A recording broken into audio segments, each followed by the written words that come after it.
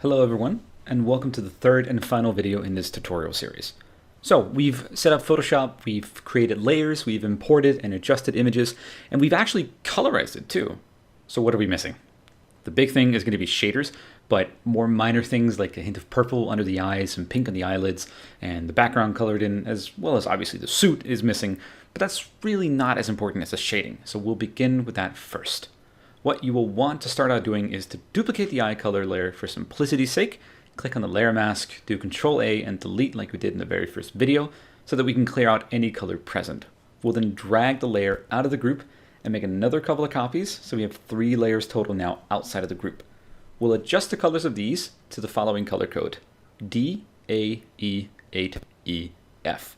Or just pretty much anything near this bluish white spectrum, but if you go with my color code, it's going to look about as close to mine as possible. The opacity is going to be set to 100, and the blend mode is going to be set to soft light. Next, we're to click the top layer, hold down our shift key, and then click the bottom layer so we select all 3 layers at once, and then right click on the name of the layer and select Create Clipping Mask. What this does is that the layers can now only affect the colors present in the group that they are clipped to, which is where all of our skin color is. And when we do the suit in the background, we'll create specific groups to those colors. And once we duplicate the groups in the next step, we'll have to reclip the layers, so it's just very good to learn this early on. Now that we've got our shading ready, we'll move on to creating another group for the suit and one for the background, as well as a photo filter set to warming filter 85, which should be the default setting, which we'll just leave as well as the other default settings, which is 100 opacity and normal mode. But make sure to drag this all the way down to just over the background layer. The groups themselves should be created with mirrored settings to the skin group. So what I normally do is I just duplicate the group and then erase all the color from the layer masks in the new group because I'm very lazy. So go ahead and duplicate the skin group, then click the layer mask of the top layer, hit Ctrl A and delete. And then click the layer mask of every layer down under it and just delete. You don't have to re-Ctrl A because you've already selected all of the layer. And we'll simply just leave the names and the colors of the layers for now, as we'll select appropriate colors later when we get to it. If you're working on a personal project, feel free to rename as you go. It's a lot easier to organize, and as I said in the first video, it's going to get important later on bigger projects. Once the color has been erased, duplicate the group yet again, and there should be no color left over.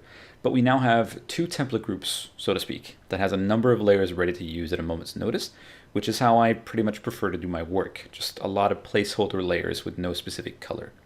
I simply adjust the colors needed on the fly and just kind of eyeball it. Pretty much now would be a good time to reclip the layers as well to the top group, the skin group. So now that we have all that set up, we need to begin to shade. We have 3 shading layers clipped to our skin group with just random names. Feel free to rename these if you want, but we'll select the bottom one first and begin shading. The way I use these is that the bottom one is going to cover all the shadowy areas. The middle one will cover the whole area if I feel that it's necessary. And the top one will do the same as the bottom one in that it'll go into the shadowy areas if it's necessary to have more blue in there. All that this does is it creates a realistic feel because we're adding in the effect of light on a human face. You know how shadows are blue, especially really blue during the summer? That's kind of what we're doing here. We're mimicking the effects of light.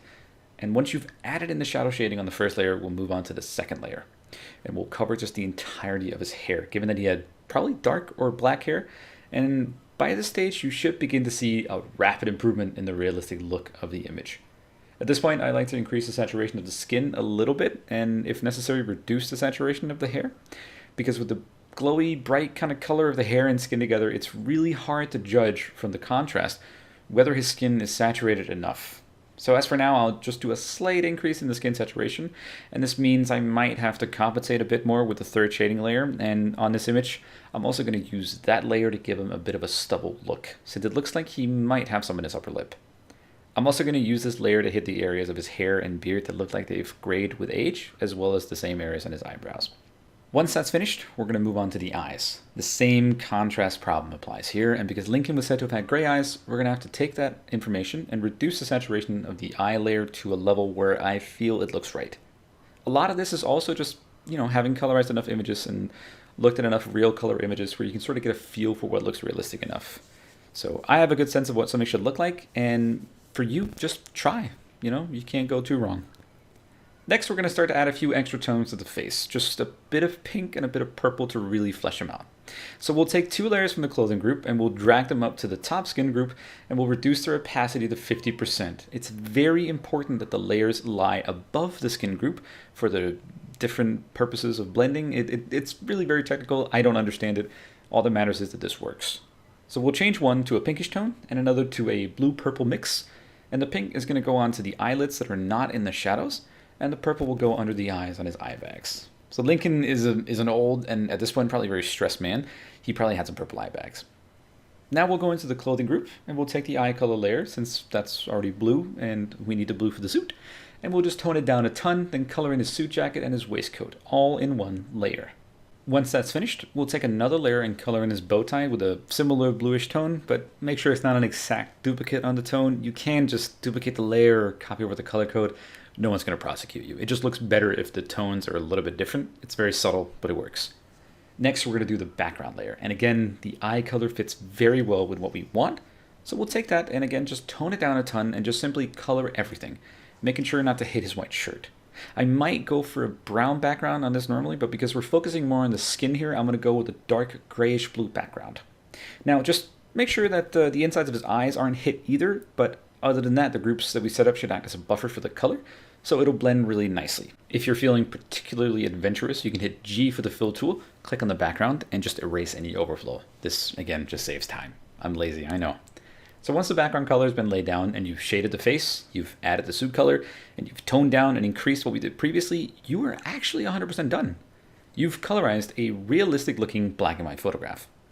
If you encounter clothing unlike the one found on the Lincoln portrait, the same rules apply as they do to the skin.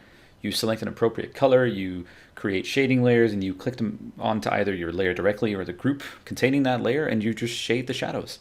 This also applies to trees, grass, cars, roads, and everything really has different colors than just what you see on the surface. Colors are going to be colder in the shadows, they're going to be warmer in the light, etc. This is a lot more complicated and will take more time to explain and show than we have today, so I think we'll just end it here for now. Now, this method is one that I've built up over the last decade, and it's not going to be something that's easy just to pick up and learn. If you're just picking up Photoshop for the first time, you're not going to be working smoothly in no time. It'll take a long time and a lot of practice. But colorization is a fun little hobby, and if you get into colorizing family photographs, it can also bring a lot of joy. Seeing images come to life with colorization is, in my opinion, really something special. Thank you for watching, and thank you to History Colored for making this happen in the first place. I genuinely hope you enjoyed watching and learned something. And as always, feel free to ask any questions you may have either on my Facebook or my Instagram. I am more than happy to answer. Again, thank you for watching.